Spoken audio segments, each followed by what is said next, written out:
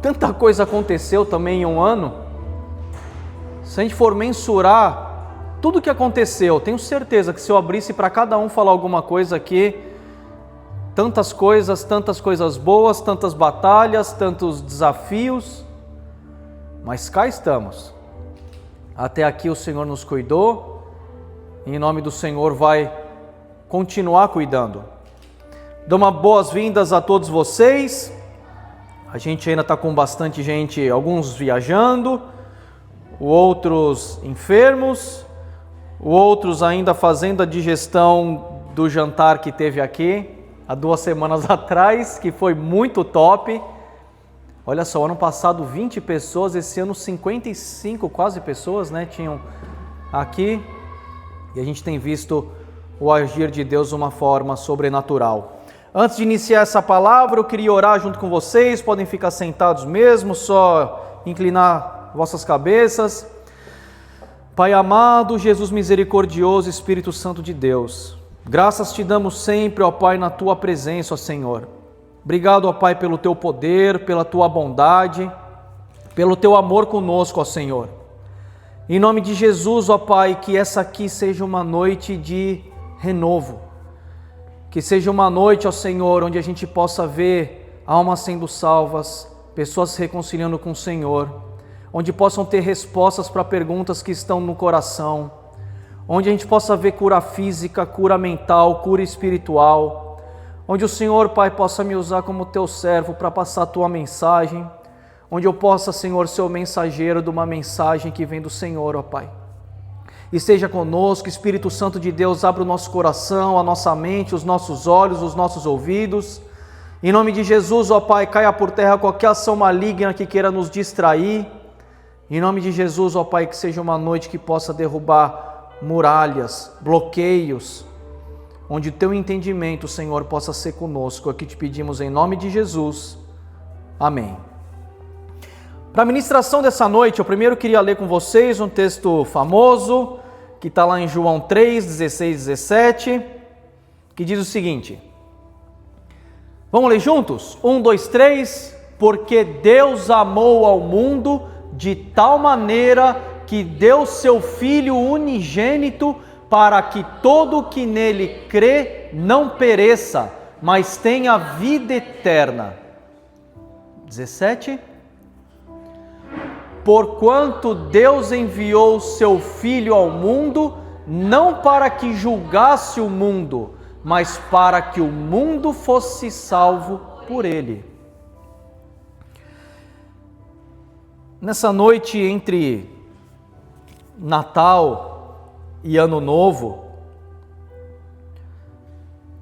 o Senhor colocou no meu coração uma palavra de esclarecimento, uma palavra de revelação, uma palavra de entendimento para todos nós. Eu pensei que tipo de tema poderia ter, que eu gosto de trazer o tema sempre, não é obrigatório ter tema ou não, a mensagem, mas muitas vezes o tema ajuda a reforçar ou a lembrar ou a fixar na nossa cabeça o que foi naquela noite, naquela manhã. Mas mais do que um tema, eu queria trazer uma pergunta para todos nós que é: quem é Jesus?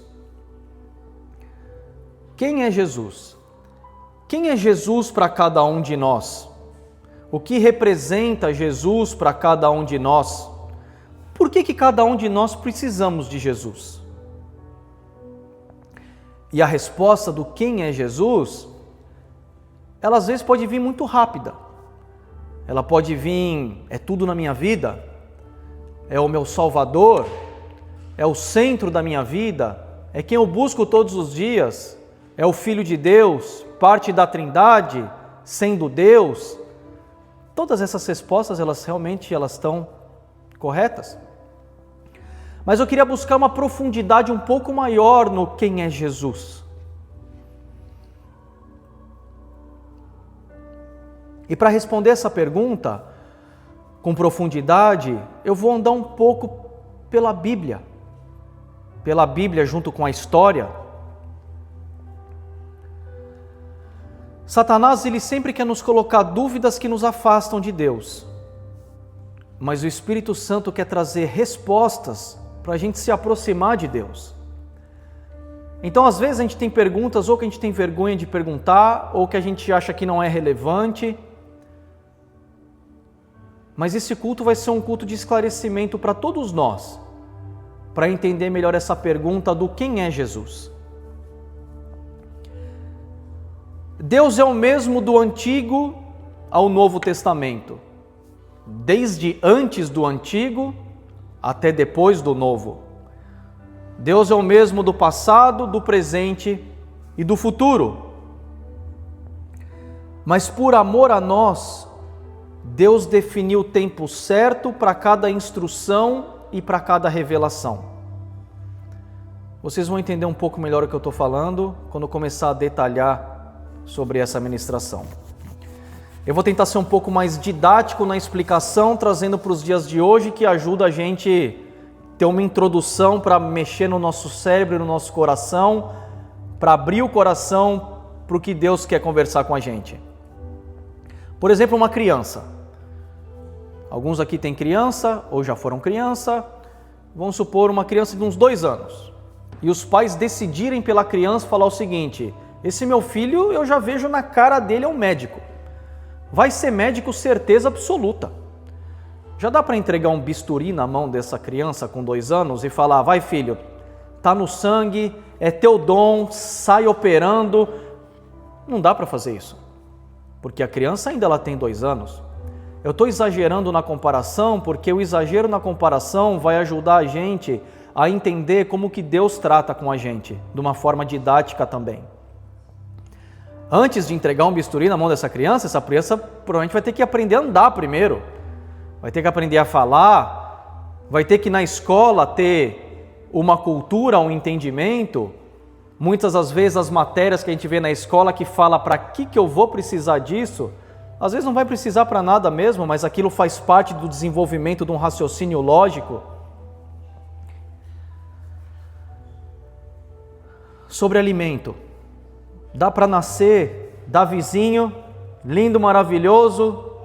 Dá para na maternidade falar: filhão, preparei um acarajé para você aqui, uma feijoada boa.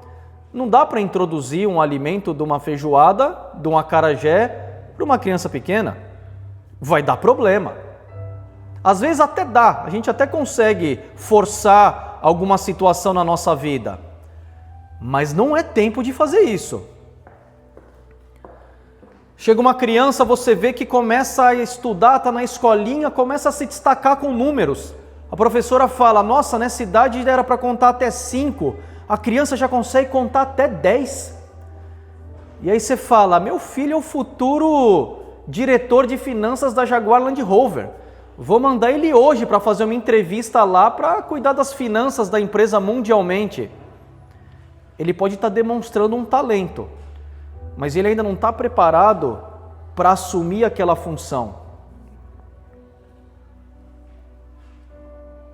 Muitas das coisas não dá nem para a gente dar bronca numa criança, dependendo da idade que ela tem. Por que não adianta dar bronca? Porque a gente não falou a primeira vez o que é certo, o que é errado, o que pode, o que não pode. Ela está aprendendo e aí você já dá uma bronca, ela fica confusa, não sabe nem o que é bronca. Ela já nem sabe se aquilo lá é porque você gostou, que você achou legal, que você falou mais alto, ou se é uma bronca. Então primeiro a gente dá uma instrução, depois talvez a gente relembra, depois a gente reforça, depois quando começa a ter uma idade um pouco maior, você pode até vir com a bronca, porque já sabia o que era, o certo ou errado a fazer. Mas tudo tem um passo a passo.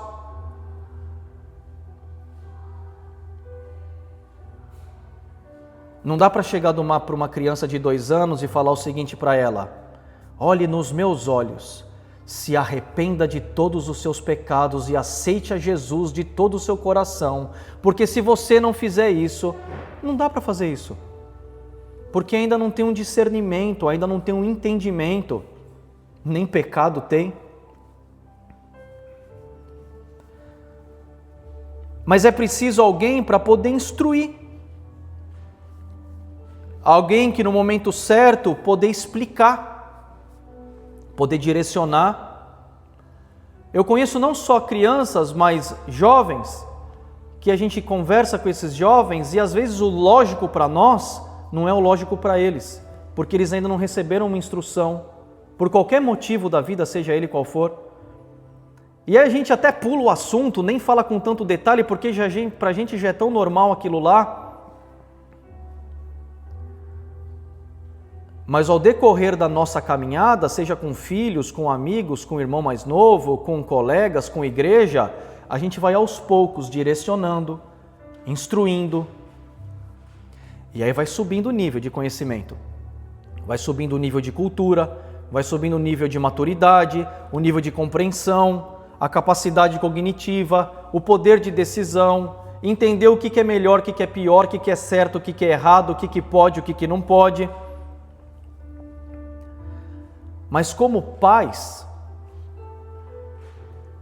a gente vai instruindo a criança para ela poder entender os motivos das coisas. Quantas vezes minha mãe me falava o seguinte: o dia que você for pai, você vai entender o que eu estou falando. E aí eu era rebelde, e aí que ela falava para eu fazer uma coisa, eu ia fazer outra. Da mesma forma, Deus ele faz conosco. Tem coisa que a gente ainda não está preparado para receber ou entender porque não é o momento. Não dá para pular etapas, porque Deus quer entregar no momento certo. E aí Deus ele está preparando a gente, ele está instruindo a gente. Não adianta pegar daqui e já querer colocar num outro nível que a gente vai se frustrar, vai se machucar, não está preparado, não era o momento, seja ele o que for, seja trabalho, seja ministério. É muito melhor, em vez de a gente ter respostas, o que pode e o que não pode, a gente ter compreensão, o que é bom, o que é ruim para mim. Porque simplesmente se eu falar o que pode e o que não pode sem compreensão, pode ser que um dia eu quero fazer o que eu quero. Não por um propósito, por um entendimento. Então por isso que Deus ele vai trabalhando na gente com etapas. Uma criança, ela pode não entender até o que é tomar uma vacina.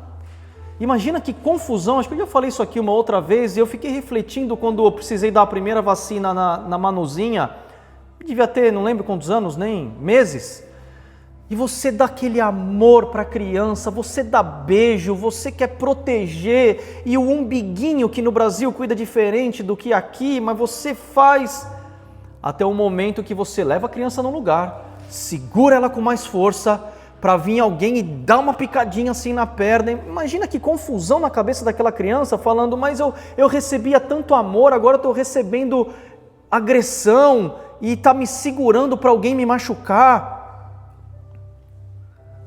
É difícil um bebê compreender e você explicar, eu acho que tem que explicar, mas mesmo explicando, como que ele vai entender com 2 meses, filho, fique tranquilo, dentro dessa vacina tem um líquido que foi desenvolvido por especialistas, são vacinas ativas e passivas, algumas com vírus vivo, outras com vírus morto, que é para proteger no futuro, se você tiver cachumba, se você tiver catapora, a criança não sabe nem falar mamãe ainda. E às vezes a criança não entende 100%, mas ela pode confiar 100% em você, mesmo sem entender. Ela mesmo não entendendo, ela vai estar com medo, mas ela vai preferir ficar com você, do que ainda ir no colo de outro para tomar vacina. Mesmo sem entender. E com Deus também é parecido. Às vezes tem dor, por amor a nós, sabendo que aquilo é para nos preparar, para nos curar, para nos proteger, para a gente se aproximar mais dele. No momento da dor, muitas vezes a gente não precisa entender que nenhuma criança não está entendendo uma vacina, mas a gente precisa crer e confiar. Por que essa introdução parecendo básica, mas ao mesmo tempo profunda? Para a gente abrir o nosso coração e a nossa mente de como Deus está tratando com cada um de nós. Qual que é a história de cada um de nós? Por que acontecem as coisas? Para responder a pergunta que eu fiz no início, quem é Jesus? E quando a gente olha na história da humanidade, foi muito semelhante à forma que a gente trata com uma criança, desde o nascimento até uma vida adulta. Quando a gente olha a Bíblia dividida em 2 grandes blocos, o Antigo Testamento e o Novo Testamento, a lei e a graça. Inicialmente, não sei se vocês já tiveram essa sensação ou essa oportunidade de ler o Antigo Testamento e falar: meu Deus, mas era de um jeito e agora o Novo Testamento parece que é outro jeito. É o mesmo Deus que está lá dentro do Antigo e do Novo Testamento, porque são formas completamente diferentes. A lei e a graça. Dá até uma sensação que Deus mudou. Será que Deus aprendeu e quis fazer alguma coisa diferente? Não é isso. A Bíblia diz que Deus ele é imutável, ele não muda. O que acontece é que Deus colocou a hora certa de nos ensinar, direcionar, inclusive a hora certa de apresentar Jesus para nós. Não tem como falar de Jesus sem falar de Deus, mesmo porque Jesus é Deus. O Antigo Testamento começa com o quê? Com a criação. Deus criando todas as coisas, maravilhoso, um mundo perfeito. Até então que ele cria o homem e a mulher. O homem e a mulher no jardim do Éden, uma situação maravilhosa, eles tinham tudo. Não tinha problema, não tinha doença, não tinha morte, não tinha pecado. É difícil a gente imaginar hoje uma vida sem malícia, sem pecado, você acreditar em todo mundo porque você acha que alguém pode te passar a perna. Não tinha isso, não tinha uma malícia, um pecado. Mas Deus ele foi muito direto em instruções para o povo. Da mesma forma que a gente dá instruções iniciais para uma criança. Deus deu uma instrução básica. Pode, não pode. Nesse caso era pode quase tudo. Não pode uma coisa. Vocês são adultos, vocês entendem o que eu estou falando. E vocês podem comer de tudo, vocês podem fazer tudo, mas daquela árvore não pode comer daquele fruto, ok? Era essa a instrução que tinha sido dada lá no início. E assim Deus, como os pais fazem como uma criança, ele vai indo aos poucos mostrando.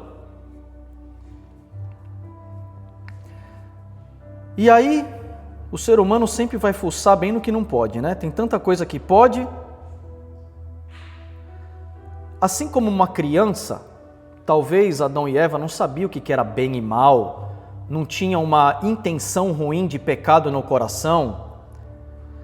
Talvez, eu imagino que eles eram até ingênuos ou indefesos, porque quando a gente começa a viver, é assaltado uma vez, duas, três, quatro, quem morou no Brasil, em São Paulo, no Rio de Janeiro, você já começa a ficar esperto, já não tem mais ingenuidade, alguém quer vir no farol, você está com o vidro fechado, você está tomando uma distância, mas no jardim do Éden não tinha isso. Mas eles sabiam que Deus falou para eles não fazerem. A serpente convencendo Eva é tipo um adulto de fora chegar para uma criança, um filho nosso, num cantinho, quando a gente não está vendo, e falar o seguinte: viu, faz esse negócio aí. E papai e mamãe falou em casa que não pode fazer aquilo lá. A criança, com o poder cognitivo que ela tem, de ainda não conhecer tantas coisas, ela pode ter tido algumas instruções, mas a instrução do que fazer e o que não fazer, ela vai lembrar que o papai e a mamãe falou. E aí chega algum adulto para ela com uma segunda intenção, com malícia, porque a criança não vai ter a malícia, mas ela vai saber o que é desobediência, e fala: faz aquilo lá. A criança vai falar: não, mas papai e mamãe falou que não posso. Não, você está enganado, eu acho que você entendeu errado. É até legal fazer, não tem problema nenhum fazer. Se a criança decide fazer aquilo, ela sabe que ela está desobediente. Ela vai olhar para o lado, se você chegar, ela vai entender que fez alguma coisa errada. E assim que o pecado entrou no mundo, iniciou com uma desobediência. E foi uma desobediência que foi um pouco mais grave, que ela foi seguida de soberba, de orgulho, de vaidade. Por quê? Porque além de tudo a serpente falou: se comer desse fruto será como Deus, conhecedor do bem e do mal. Não bastou falar, você vai conhecer legal, você vai ser inteligente, tinha que falar, você será como Deus. E aí o pecado entrou no mundo, por causa de uma desobediência, era uma instrução que tinha. Hoje tem tantas instruções, o que pode, o que não pode, o que fazer, o que não fazer. Aí vem a primeira pergunta que alguns de vocês já podem ter se questionado: por que Deus não impediu? Por que Deus não pegou aquela serpente pelo rabo, começou a girar ela e jogou ela para um lado e falou assim, sai para lá? Sabe por que Ele não impediu? Por causa do livre-arbítrio. O livre-arbítrio é porque Deus entregou para a gente, como seres humanos racionais, um poder de decisão onde a gente possa pensar e tomar decisões. Se Deus impedisse todas as vezes, não seria um amor, não seria um livre-arbítrio. Era mais fácil criar fantoches. Ele brincar com os fantoches, você vai fazer isso, você vai fazer aquilo, ele tomar todas as decisões por nós. Seria mais fácil, em vez de ter seres humanos racionais, serem todos irracionais. Ou seria mais fácil já criar robôs. Planeja o robô, clica aqui, robozinho pode fazer isso, não pode fazer aquilo. O livre-arbítrio ele foi dado como maior prova de amor. Por que uma prova de amor? Porque eu obrigar algo para alguém não é amor. Eu obrigar que minha esposa faça alguma coisa, eu não estou fazendo por amor. Eu estou fazendo uma imposição. Eu estou fazendo um assédio moral. Eu estou tendo que ter um controle. Eu estou sendo manipulador. Deus não é manipulador. Deus não é controlador. Deus nos deu a opção da escolha, inclusive de amá-lo e respeitá-lo, se a gente quiser. Aí pode vir uma outra pergunta: Deus sabia que isso ia acontecer? Se eu acredito que Deus é onipresente, está em todos os lugares, onipotente, tem o poder de tudo, e onisciente, que Ele sabe de todas as coisas, do presente, passado, futuro, inclusive o que está no nosso coração, Ele sabia com certeza o que ia acontecer. Ele não foi pego de surpresa. Mas já sabendo o que ia acontecer, Deus separou um plano que eu vou falar já já. Então nota que até agora não tinha regras super claras na humanidade. A humanidade ela se construiu, a regra que eles conheciam era pode comer tudo, não pode comer dessa.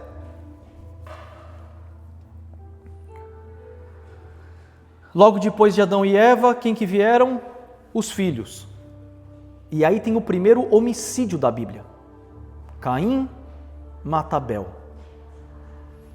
Por inveja, por mentira e por ira. É interessante que mesmo não tendo 100% das regras escritas ou explicadas, existia-se uma coisa chamada lei moral natural. É que nem o ser humano já nasce com algumas das coisas, ensinando ou não ensinando, que a gente já tem noção, o discernimento, o que pode ser certo ou errado fazer. Não só Caim sabia que tinha feito alguma coisa errada, que ele quis mentir para Deus. Se ele soubesse que ele não fez nada de errado, ele não ia tentar mentir para Deus. Gênesis 6, a humanidade se torna má, a Bíblia fala. E aí vem a primeira fúria de Deus, que é o dilúvio. Deus mostrando para as pessoas entender o que acontece na obediência e no não crer. Mas não bastou.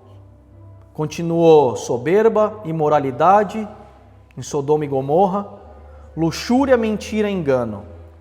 Então aí vem a primeira vez que se começa a ordenar as regras e as leis com Moisés. Moisés e os 10 mandamentos. Deus entrega para Moisés 10 mandamentos. Os 10 mandamentos não foi para separar o bem ou o mal, porque o bem e o mal já existia o bem e o mal. Os 10 mandamentos eles vieram para organizar e deixar explícita uma ordem moral que já era conhecida como lei moral implícita ou natural. Não bastasse os 10 mandamentos, no Pentateuco, que são os primeiros 5 livros da Bíblia, que foi Moisés que escreveu, vieram mais 613, que são os que os judeus seguiam à risca, ou tentavam seguir à risca os 613, hoje em dia não dá mais porque não tem o templo, chama os mandamentos judaicos, que são as leis morais, rituais e leis civis. Então, assim como uma criança, Deus reforçou. Tá vendo? Isso aqui é certo, isso aqui é errado, agora está escrito, está anotado para vocês entenderem e para a sociedade saber o que se aproxima e o que se afasta de mim. Mas sabe o que é mais interessante? O ser humano nunca foi capaz de seguir os 10, quanto mais os 613. A gente não tem capacidade nem de seguir 10, quanto mais 613. Não tem como, não dá. Em certo momento da nossa vida a gente vai se perder, vai fazer errado, vai esquecer, vai estar mais fraco, vai cair. Afinal, para Deus não tem pecadinho e pecadão, Ele classifica todos os pecados como iguais. Na lei do ser humano tem leis maiores, menores, erro maior e menor, mais tempo, menos tempo, penas maiores ou menores, mas na Bíblia diz que só de pensar e desejar já é um pecado. Não cobiçais a mulher do próximo, só de cobiçar. E aí vem a pergunta, e agora? Estaríamos todos destinados à condenação porque não mereceríamos a salvação devido a não conseguir seguir as leis?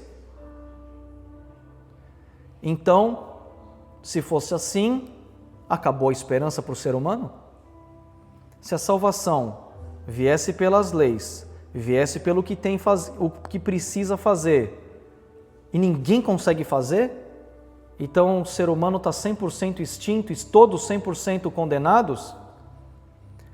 Aí que começa a vir o plano magnífico da salvação de Deus.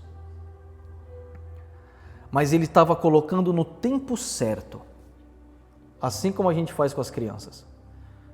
Deus precisava mostrar para a humanidade e dar um direcionamento ético, moral, o que fazer, ou como fazer. Cuidar de uma forma quando é um bebê é diferente de cuidar quando é uma criança, que é diferente de cuidar quando é um adolescente, que é diferente de cuidar quando é um adulto.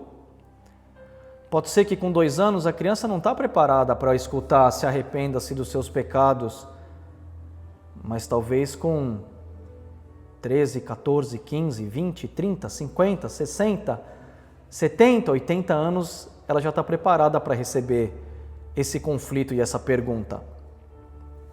Então a gente precisava ser instruído, precisava entender o que aproxima e o que afasta, precisava entender as regras e padrões, precisava enxergar e reconhecer que sozinho nunca conseguiria.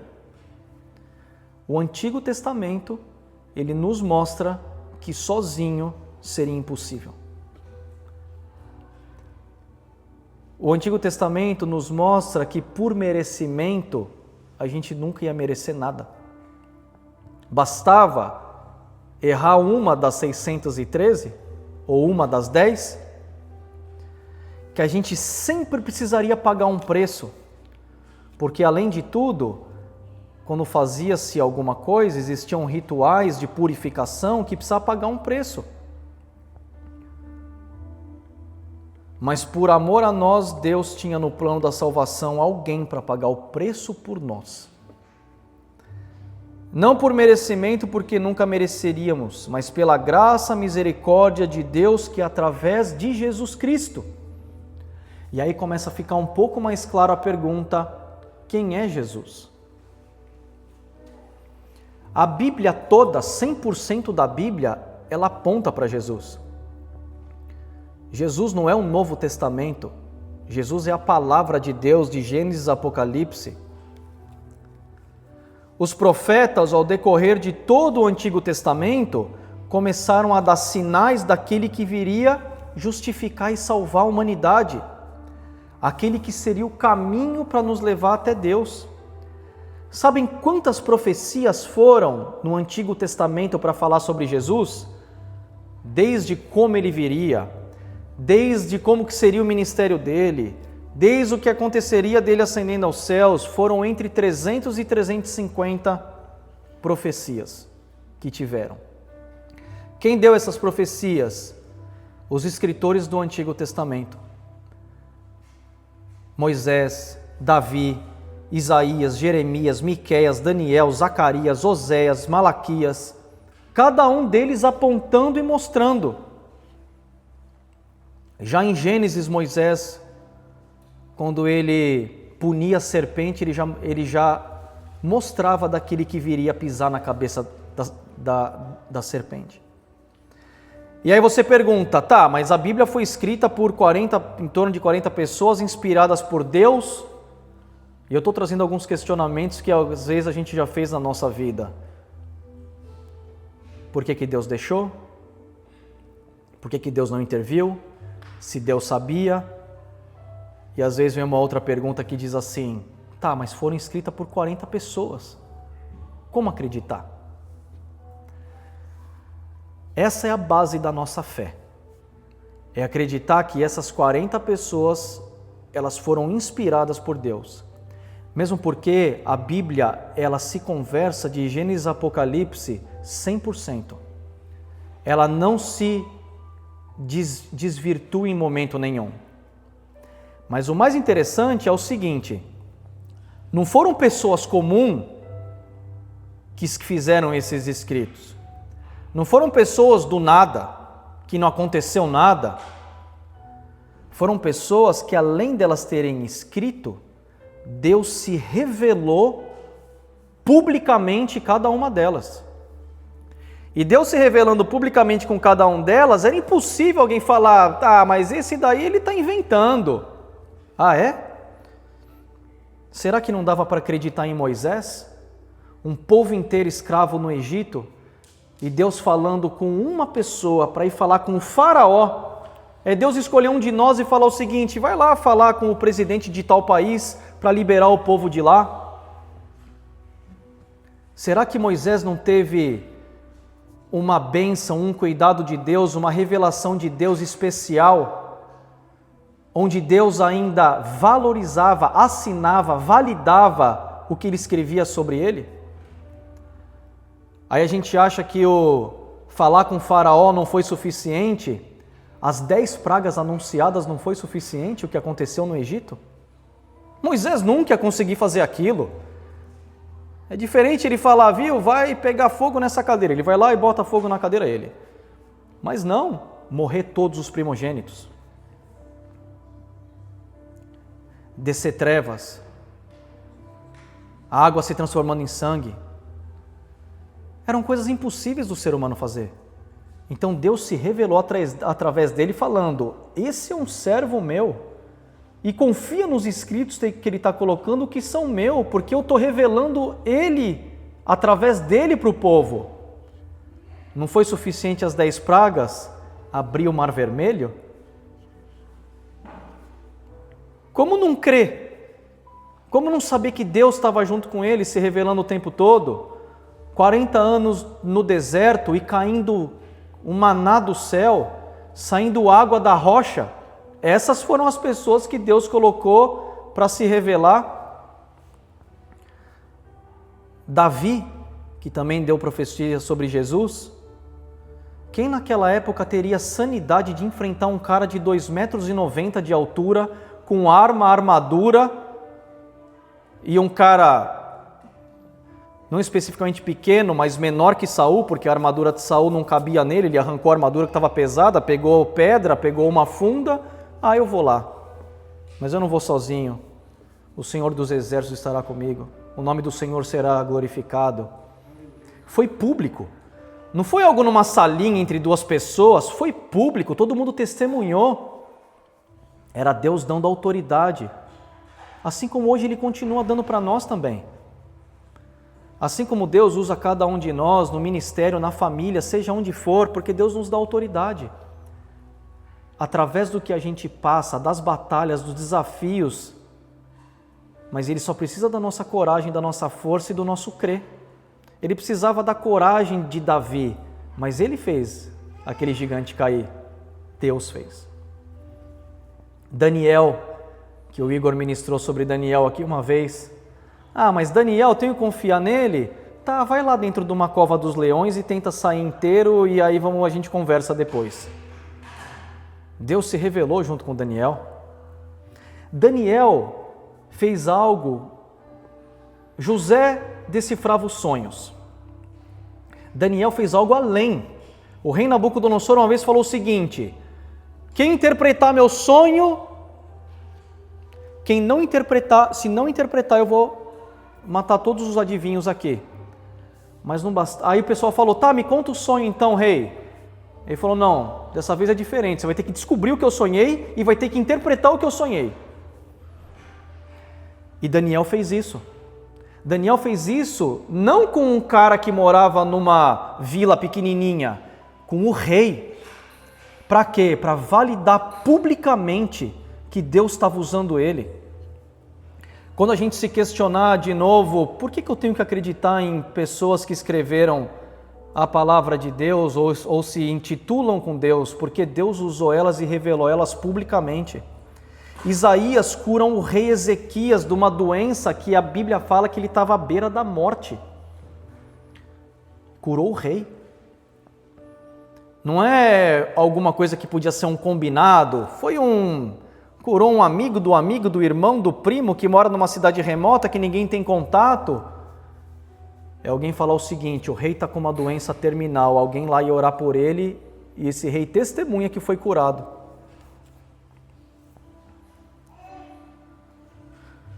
Portanto, os profetas, além de tudo que fizeram na época com a autoridade de Deus, eles também deram profecias sobre Jesus. Por isso que a Bíblia ela é cristocêntrica, ela tem de Jesus do começo ao fim. Mas assim como uma criança, Jesus estava trabalhando com a humanidade para no momento certo apresentar Jesus. Deus trabalhando com a humanidade no momento certo apresentar Jesus. Que tipos de profecias são essas 300, 320, 325, 350 em algumas interpretações? Em Isaías 7 diz o seguinte, uma das profecias: por isso o Senhor mesmo dará a vocês um sinal, a virgem ficará grávida, dará à luz a um filho e o chamará Emanuel. Emanuel é Deus conosco na tradução. Quando acharam que João Batista podia ser o Messias, eles relembraram da profecia porque a mãe de João Batista, Isabel, ela não era virgem, ela era estéril porque ela tinha idade avançada. Apesar de João Batista ser, o próprio Jesus falou, ele sendo uma referência em seguir o Senhor, mas deixa claro, a virgem ficará grávida. Essa é uma das 300 e poucas profecias que tiveram. Quando a gente continua lendo em Isaías, fala o seguinte, isso está escrito em Isaías no Antigo Testamento, porque um menino nasceu, um filho nos foi dado, e o governo está sobre os seus ombros, e ele será chamado Maravilhoso Conselheiro, Deus Poderoso, Pai Eterno, Príncipe da Paz. Ele estenderá o seu domínio e haverá paz sem fim sobre o trono de Davi e sobre o seu reino, estabelecido e mantido com justiça e retidão, desde agora para sempre. O zelo do Senhor dos Exércitos fará isso. Então fala que viria da árvore de Davi, e no Novo Testamento começa Mateus na árvore genealógica, falando José da árvore de Davi, e Maria também era da árvore de Davi, comprovando, formas de comprovar e relembrar das profecias. O próprio Isaías, lá no Antigo Testamento, fala, então os olhos dos cegos se abrirão. Quem que abriu os olhos de cegos? Os ouvidos de surdo se destamparão, coxos saltarão como servo. Vocês lembram quando Jesus curou o paralítico do tanque de Betesda? A Bíblia fala que ele pulava, saltava. Língua do mudo cantará de alegria, águas irromperão no ermo e riachos no deserto, a areia abraçadora se tornará um lago, a terra seca, fontes borbulhantes, trazendo esperança. Nos antros onde outrora haviam chacais, crescerão a relva, o junco e o papiro, ali haverá uma grande estrada, um caminho que será chamado caminho de santidade. Os impuros não passarão por ele, servirá apenas aos que são do caminho. Os insensatos não o tomarão. Vocês sabiam que no Novo Testamento, os cristãos, antes de ser chamados de cristãos, eles eram chamados de seguidores do caminho. Paulo, em Atos dos Apóstolos, quando ele caçava e denunciava e julgava e acusava os cristãos, ele fala que ele caçava os seguidores do caminho. Por que chamavam de seguidores do caminho? Porque quem disse a frase, eu sou o caminho, a verdade e a vida, ninguém vem ao Pai a não ser por mim, foi Jesus. Tudo isso é uma reflexão para a gente entender a pergunta: quem é Jesus? Então chega a hora de Deus apresentar Jesus. E Jesus apresentar o Espírito Santo, sendo que os três estavam com Deus desde o princípio. Em João diz o seguinte: no princípio era aquele que era a palavra. Ele estava com Deus e era Deus. Ele estava com Deus no princípio. Todas as coisas foram feitas por intermédio dele. Sem ele, nada do que existe teria sido feito. Nele estava a vida, e esse era a luz dos homens. E chegou o tempo da humanidade ser apresentada para Jesus. E nessa semana entre Natal e Ano Novo, onde a gente se pergunta quem é Jesus e por que a gente comemora o Natal, mesmo a data sendo discutível, se foi em dezembro, se foi em outubro, se foi em novembro, mas seria irrelevante porque o principal é que ele nasceu, é para comemorar o nascimento. Aí eu queria ler com vocês o que está lá em Lucas 1, a gente vai ler do 26 ao 33.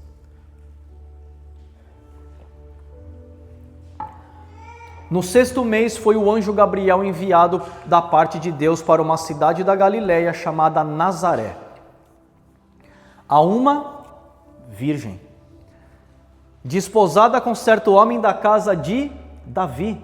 Não é à toa que o Novo Testamento ele reforça e ele fala dessas palavras, que é justamente para remeter às profecias que tinham sido dadas no Antigo Testamento, cujo nome era José, a virgem chamava-se Maria. E entrando o anjo aonde ela estava, disse: alegra-te, muito favorecida, o Senhor é contigo. Ela, porém, ao ouvir essa palavra, perturbou-se muito e pôs-se a pensar no que significaria essa saudação. Mas o anjo lhe disse: Maria, não temas, porque achaste graça diante de Deus. Eis que conceberás e darás luz a um filho, a quem chamarás pelo nome de Jesus. Esse será grande, será chamado Filho do Altíssimo. Deus, o Senhor, lhe dará o trono de Davi, seu pai. Ele reinará para sempre sobre a casa de Jacó, e seu reinado não terá fim. Maria recebe uma profecia do anjo. Maria fica grávida. A gente leu aqui que eles eram de Nazaré. E às vezes, já vi essa pergunta algumas vezes, mas se era de Nazaré, porque nasceu em Belém? É a mesma cidade? Não é? Não é a mesma cidade. E a profecia também falava que ele nasceria em Belém. Por que eles estavam em Belém? Eles estavam em Belém para concluir uma das profecias, mas nesse momento, o imperador da época, que era o imperador César, famoso imperador César, que tomava conta de todo o reino romano, publicou um decreto ordenando o recenseamento de todo o Império Romano, a recontagem das pessoas. Todos iam para sua cidade natal, e José e Maria precisavam ir a Belém, cidade de Davi, pois pertenciam à cidade de Davi, que é outra profecia. Quando a gente continua na história, depois que eles chegaram em Belém, aí Lucas 2, 6, 11. Aqui eles já estavam em Belém. Estando eles ali, aconteceu completarem-se os dias. E ela deu à luz o seu filho primogênito, enfaixou e deitou numa manjedoura, porque não havia lugar para eles na hospedaria, estava tudo lotado, estava todo mundo indo para sua cidade natal para ter esse alistamento, esse recenseamento que é a contagem. Havia naquela mesma região pastores que viviam nos campos e guardavam seus rebanhos durante as vigias da noite. E um anjo do Senhor desceu aonde eles estavam, e a glória do Senhor brilhou ao redor deles, e ficaram tomados de grande temor. O anjo, porém, lhes disse: não temais, eis aqui vos trago boa nova da grande alegria, que será para todo o povo. É que hoje vos nasceu na cidade de Davi o Salvador, que é Cristo o Senhor. Chamado de vários nomes diferentes, Cristo, Messias, que é o ungido, luz do mundo, Alfa e Ômega, princípio e fim, Rei dos reis, Emanuel, Deus conosco, Cordeiro de Deus que tira o pecado do mundo naqueles que o creem, Yeshua, Jesus, o Senhor é nossa salvação. As profecias todas se cumprindo, desde antes do nascimento à ascensão nos céus. Nasceu nosso Salvador que veio trazer esperança para todos nós, que veio nos justificar trazendo justiça. Mas ele veio no momento correto, ele veio no momento que Deus escolheu, ele veio no momento que a humanidade já estava entendendo o que aproximava, o que afastava, entendeu que a humanidade não conseguiria sozinha, que era impossível por merecimento, mas que precisava de Jesus. Jesus ele é mencionado como sacrifício expiatório. Essa palavra específica ela refere ao ato de Jesus pagar os preços pelo pecado da humanidade. Não eram mais leis que pagavam esse preço, não eram mais sacrifícios que pagavam esse preço. Por isso que diz que Jesus é o Cordeiro que tira o pecado do mundo. Ele foi o Cordeiro perfeito para morrer por mim e por você.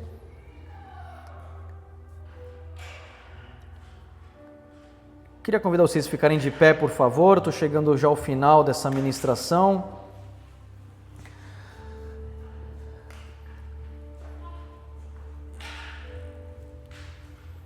Tem uma matéria na teologia que chama religiões comparadas.